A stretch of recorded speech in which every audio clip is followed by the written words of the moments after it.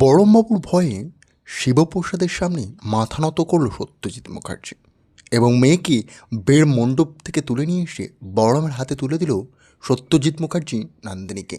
বন্ধুরা, চলন্ত পর্বে আমরা দেখব নন্দিনী ও গৌরব একে অপরের সাথে দেখা করে একটি রুমে তার একটি ঘনিষ্ঠ মুহূর্ত কাটায়।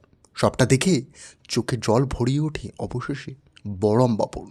সে তার ভালোবাসা অর্থাৎ নন্দিনীকে এই অবস্থা থেকে নিতে পারছিল না। তারপর সে চলে যায়। তখনই পরশুরামের সাথে দেখা হয় বড়মবাবুর। সে বলে, কী ব্যাপার, কি তুই এখানে কী করছিস? বড়ম বলে, যেভাবে হোক নিজের শালিকে বাঁচিয়ে নে এই পর্যায় থেকে। পরশুরাম বলে, বাঁচাবো তো অবশ্যই, কিন্তু এমনভাবে নয়, খেলাটা এমন সুন্দরভাবে ফাঁসাবো না সবাই নিজের মুখ খুলে দেবে আর বিয়েটিও আটকে যাবে। তটিনী বলে, আমার দীর্ঘ বিশ্বাস আছে তোমার উপরে, তুমি যেটা করবে খুব বুঝে শুনে করো, সবাই যেন মান সম্মানটা রক্ষা করতে পারে। তারপরে আমরা দেখব শিবপ্রসাদ সবটা যেন মেনে নিয়ে বিয়ের কাজ এগিয়ে দিতে সাহায্য করে। নন্দিনী ও গৌরবকে চারাত এক করার জন্য সেও যেন উঠে পড়ে লেগে থাকে। সবাই দেখে ভাবে নন্দিনীকে বিয়ে দিচ্ছে তটিনী ও শিবপ্রসাদ, এবং সত্যজিৎ মুখার্জি পুরো খেলাটায় জিতে জিতে থাকে। তারপরে আমরা দেখব শিবপ্রসাদ বলে, তোমরা চিরসুখী হও, আমি আশীর্বাদ করি তোমরা একসাথে সারাটি জীবন কাটাতে পারো। নন্দিনী বলে, ধন্যবাদ জামাইবাবু, আমি তোমাদের মতনই যেন একসাথে সারাটি জীবন গৌরবকে নিয়ে বাঁচতে পারি।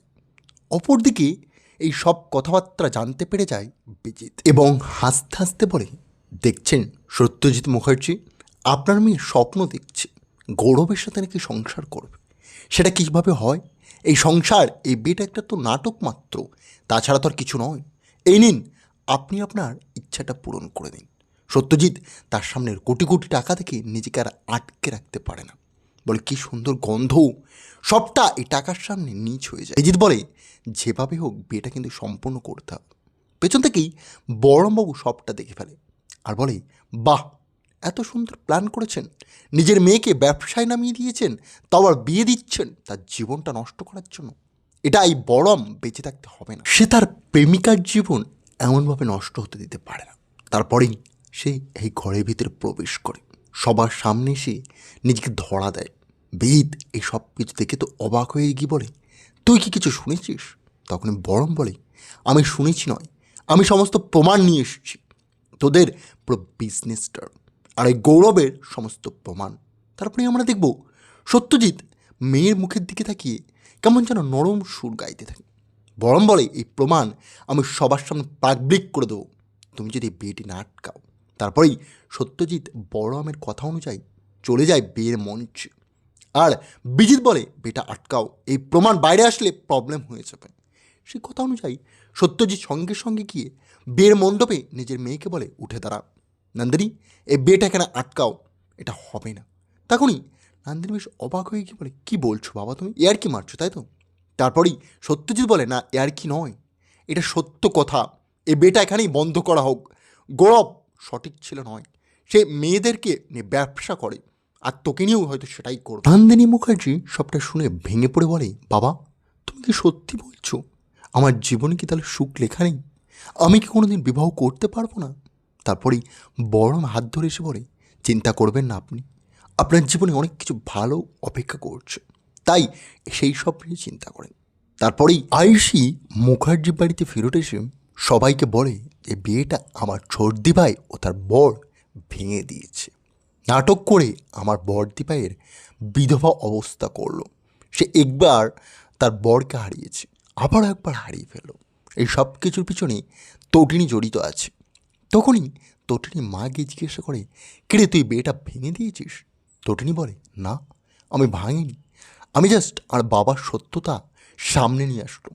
এই সব কিছুর পিছনে বড়মবাবুকে ধন্যবাদ জানান, সে আমার বাবার আসল রূপটা বাইরে এনে গৌরবের বাজে হাত থেকে বাঁচিয়ে নিয়েছে আমার দিদিভাইকে।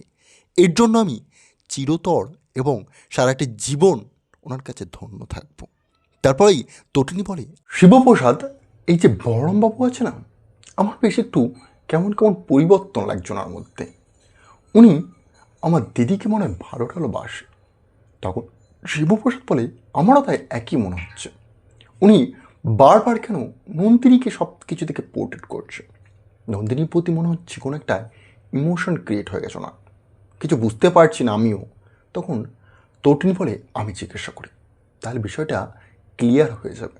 এবং তটিনী গিয়ে জিজ্ঞাসা করে বলরামকে, আচ্ছা বলরামবাবু, আমরা না একটা অন্য ছেলে দেখেছি, খুব ভালো দেখতে, এবং তিনি আরও অনেক বড় চাকরি করে, তার সাথে আমি বিয়ে দেবো ভাবছি আমার দিদিভাইকে, আজকেই তার সাথে বিয়ে দিয়ে দেবো। তখন বরং বলে, না না, ওনাকে বিয়ে দেবেন কেন, বিয়ের কোনো দরকারই নেই তো, উনি ভালো আছেন তো, উনি অ্যাডভোকেট, অনেকটা মান সম্মান আছে, ওনাকে এভাবে একটু ছাড়া থাকতে দিন না, ভালো হবে তো বেশ। আপনার দিদি ভালোভাবে জীবনটা বাঁচুক, ওনার মধ্যে একটা এক্ষুনি ধাক্কা এসছে, আর উনি সব কিছু সামলে উঠতে পারবে নাকি। তখনই তটিনী মা বলে, হ্যাঁ রে, কী বলছিস তুই সব কথাবার্তা, এখন আবার দিদিকে বিয়ে দিবি, দিদির মনে যে দুঃখটা রয়েছে সেটার কী হবে, বিয়েটা সঙ্গে সঙ্গে ভেঙে গেল, এবং গৌরবকে নিয়ে একটা কেমন স্বপ্নও দেখেছিল আমার মেয়েটি, এসব বলিস না তটিনী, হয় না। তটিনী বলে, তোমরা চুপ করো, আমি নিজে যখন দেখেছি আমি বিয়েটা দেব। তখন বড়রাম বলে পরশুরামকে গিয়ে, কিরে ভাই, একটা কথা বলবো, প্লিজ এই বিয়েটা বন্ধ করে দে, নান্দিরকে একটু একা ছাড় না, একটু নিজেকে বুঝুক জানুক, তারপর না এই বিয়েটা দিস। তখন শিবপ্রসাদ অবাক হয়ে গিয়ে বলে, আচ্ছা একটা প্রশ্ন করব, তুই কেন বারবার আমার শালির কথায় এত বাঁচাচ্ছিস, শালিকে কেন এখন যত্ন করছিস, শালিকেই বা কেন এত দাম দিচ্ছিস, তোর কাছে তো হাজার হাজার কেস আছে, শালিটকে নিয়ে এত কেন তোর, কিন্তু কিন্তু আমি কিছু বুঝতে পারছি না, সবটা খুলে বলবি। তখন বলরাম কেমন যেন একটু লজ্জা পায়, আর শিবপ্রসাদ বলে, আমি এবার সব বুঝতে পেরে গেছি, তোর মনে কি চলছে সেটা আমার মাথায় ঢুকে গেছে খুব ভালোভাবে, তুই ভালোবাসিস তাই না আমার শালিকে। তখন বলরাম বলে, হ্যাঁ আমি ভালোবেসে ফেলেছি ওনাকে, ওনাকে যখন আমি প্রথম কোর্টে গিয়ে দেখি না, ওনার প্রতি আমার একটা কেমন জানি না ভালো লাগার সৃষ্টি হয়েছিল, আর সেটাই ধীরে ধীরে কখন ভালোবাসাতে পরিণত হয়েছে আমি বুঝতে পারিনি, আর আমি এই সব কিছু সামলাতে সামলাতে কোনোদিন বলে উঠতে পারিনি, তাই ভেবেছিলাম বলবো, কিন্তু এক সাইড ভালোবাসা হতে হতে তার মাঝখানেই তোর শ্বশুরমশাই কখন জানি না গৌরবের সাথে সম্পর্কটি তৈরি করে দেয়, এবং একটি নতুন বিয়ের পদ্মা ফাঁস করে। তখন আমি সবটা বুঝে উঠতে আগেই অলরেডি নন্দিনী কোনো একটা জায়গায় গিয়ে গৌরবকে ভালোবেসে ফেলেছিল, কারণ গৌরব তার সমস্ত খারাপ দিক মেনে নিচ্ছিল, গৌরব তাকে আস্তে আস্তে নিজের করার জন্য একটা নাটক করছিল, আর নন্দিনী কোনো কিছু বুঝতে পারেনি, সরল মন, ভালোবাসা পায়নি, তার স্বামী যখন তার কাছ থেকে মারা যায় সেই দুঃখ কাটিয়ে উঠে ও আর কাউকে কোনো দিন আপন করতে পারেনি, কিন্তু যখন সে একটি সুযোগ পেয়েছে না, গৌরবকে সবটা দিয়ে ভালোবেসেছে, নিজের সব থেকে কাছের কাজ অ্যাডভোকেট হওয়ার পরেও সে সেটিকেও ত্যাগ করতে রাজি হয়ে যায়, এবং এই সব কিছু দেখে তখন আমিও কেমন যেন একটি বোকা হয়ে যায়, আমি ভাবলাম আমি কি কাটা হব রাস্তার, সেটা ঠিক হবে না, কিন্তু আমি সবটা যখন জানতে পারলাম, বিশেষ করে তো শ্বশুরমশাই এই সব কিছুর পিছনে জড়িত আছে, তখন আর নিজেকে ক্ষমা করতে পারলাম না রে, তাই বাধ্য হয়ে সঙ্গে সঙ্গে এই বিয়েটা আটকেছি, আর আমি সত্যি ভালোবাসি। তখন আয়ুষী বলে, বাহ, ভালোবাসার জন্য একটা বিয়ে আটকে দিলে তাই না, সব কিছু তোমাদের দুজনের একটা প্ল্যান মাত্র, তাছাড়া আর কিচ্ছু নয়, সবটা আমাদের সামনে ক্লিয়ার হচ্ছে, দেখেছো কাকিমা, কি বাজে একটা মহিলা, আর কি বাজে তোমার এই জামাই, সে তার বন্ধুর ভালোবাসাকে ফিরিয়ে আনার জন্য তোমার মেয়েটাকে লগ্নভ্রষ্ট করে বিয়েটা ভেঙে দিল। তখনই জামাইয়ের কাছে গিয়ে জিজ্ঞাসা করে, তটিনী মা, কী গো জামাই, সবটা কি সত্যি যা বলছে।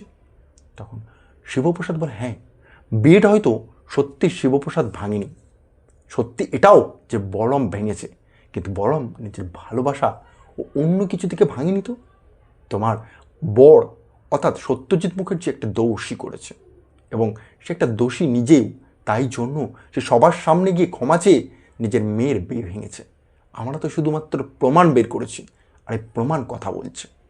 তারপরে পাশ থেকে বিজিত ও আয়ুষ বলে, নাটকটা বন্ধ করো, কেন মিথ্যে কথা বলে বোঝাচ্ছ পরিবারের লোকজনকে।